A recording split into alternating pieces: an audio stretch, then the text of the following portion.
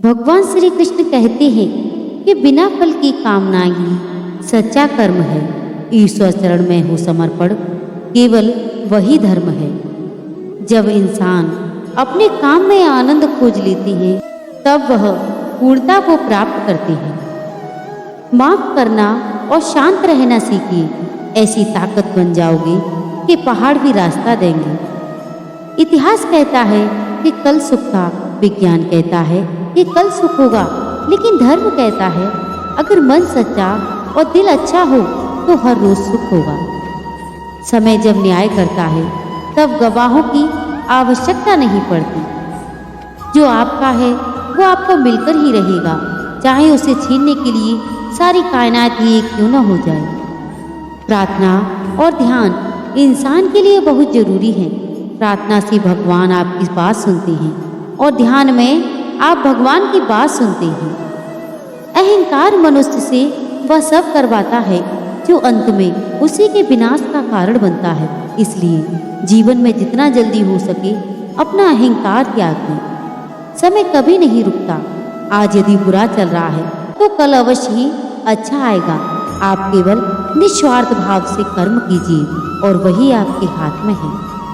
आत्मा पुराने शरीर को वैसे ही छोड़ देती है जैसे मनुष्य पुराने कपड़ों को उतारकर नए कपड़े धारण कर लेता है। जैसे जल में तैरती नाव को तूफान उसे अपने लक्ष्य से दूर ले जाता है, ठीक वैसे ही इंद्रिय सुख मनुष्य को गलत रास्ते की ओर ले जाता है।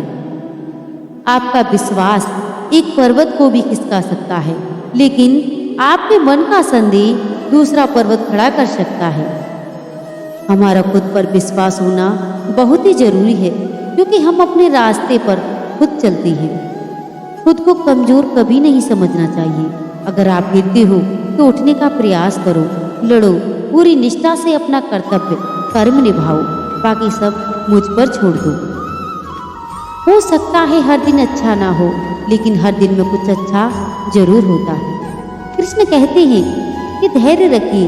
कभी कभी अपने जीवन में सबसे अच्छे पाने के लिए सबसे बुरे दौर से गुजरना पड़ता है। रोना बंद करो और अपनी तकलीफों से खुद लड़ना सीखो, क्योंकि साथ देने वाले भी शमशान से आगे नहीं जाते।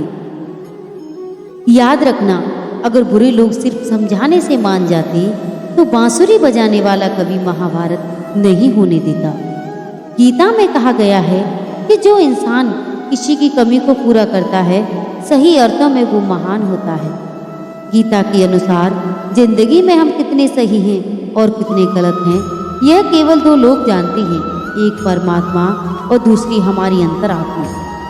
जब तक शरीर है तब तक कमजोरियां तो रहेंगी ही, इसलिए कमजोरियों की चिंता छोड़ो और जो सही कर्म है उस पर अपना ध्यान लगाओ। किसी का अच्छा ना कर सको तो बुरा भी मत करना, क्योंकि दुनिया कमजोर है लेकिन दुनिया बनाने वाला नहीं। सच्चा धर्म यह है कि जिन बातों को इंसान अपने लिए अच्छा नहीं समझता उन्हें दूसरों के लिए भी प्रयोग ना करें। मन अशांत है और उसे नियंत्रित करना कठिन है, लेकिन अभ्यास से इसे वश में किया जा सकता है। मन की शांति से बढ़कर संसार में कोई भी संपत्ति नहीं है। सत्य कभी दावा नहीं करता कि मैं सत्य हूँ, लेकिन झूठ हमेशा दावा करता है कि सिर्फ मैं ही सत्य हूँ। सही कर्म वह नहीं जिसके परिणाम हमेशा सही हो, अपितु सही कर्म वह है जिसका उद्देश्य कभी गलत ना हो।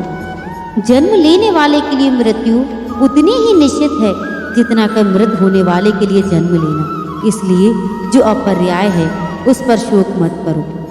पूर्णता के साथ किसी और के जीवन में नकल करने से जीने की तुलना में अपने आप को पहचान कर अपूर्ण रूप से जीना बेहतर है। जब भविष्य धुंधला पड़ने लग जाता है तब आपको अपने वर्तमान में ध्यान केंद्रित करने की आवश्यकता है। कोशिश कर हल निकलेगा, आज नहीं तो कल निकलेगा। अर्जुन के तीर साथ मरुस्थल से भी जल निकलेगा। जीवन की सबसे बड़ी गलती वही होती है जिस गलती से हम कुछ सीख नहीं पाते हैं। जब हमारा माइंड यानी कि मन कमजोर होता है और परिस्थितियां समस्या बन जाती हैं, और जब मन स्थिर होता है तब परिस्थितियां चुनौती बन जाती हैं।